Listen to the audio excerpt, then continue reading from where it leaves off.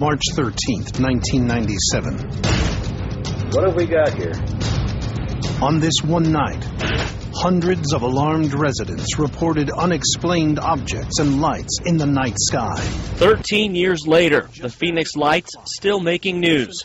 This National Geographic report aired for the first time just a few weeks ago. According to the National UFO Reporting Center, hundreds of eyewitnesses reported lights and unidentified aircraft moving south along a 300-mile corridor from Nevada to Tucson. They interviewed eyewitnesses like Tim Lee and using laser measurements reconstructed what he saw. The first images of their kind based on an actual UFO sighting. The massive UFO comes to life. Just as Tim Lee remembers it, flying through the gap in the mountains.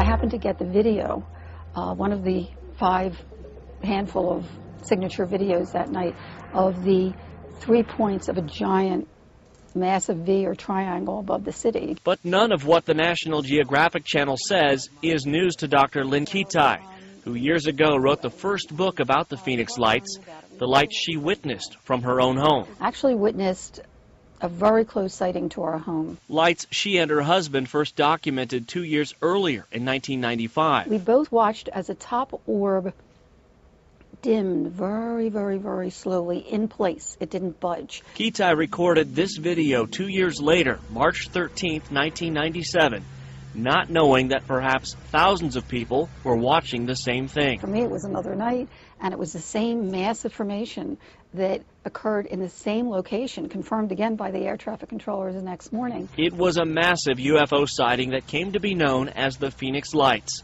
Maybe because on that night, a lot of people were looking at the night sky, expecting to see something else. On March 13, 1997, while thousands of people were outside looking skyward for a glimpse of the Hale-Bopp comet, they also saw a glimpse of a mile to 2 mile wide, in some reports, either lights that seemed to be attached to something in a V formation or a craft. I started in December of 1980.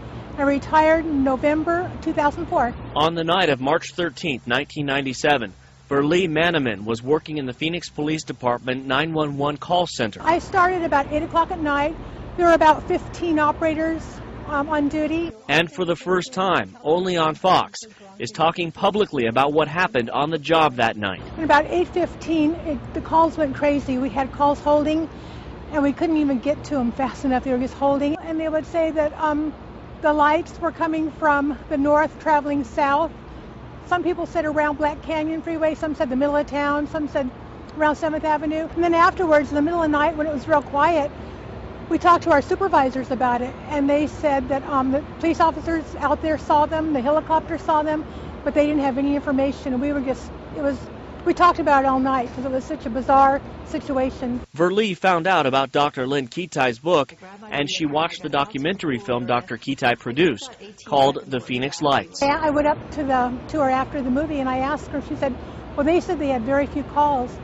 And I introduced myself, and I said, well, I was a 911 operator working then, and we were just inundated with calls. We had a ton of calls. So what or who is behind the Phoenix Lights? I don't know what they are. Do you believe in aliens? I believe that I saw something extraordinary, and I documented it on film. And Kitai says she'll keep working to get to the truth. When you hear from the people themselves, whether it's a witness or someone who was having an experience like the 911 Phoenix police operator, it is so heartfelt and so detailed that you know that something really extraordinary happened throughout the state of Arizona on March 13th, 1997.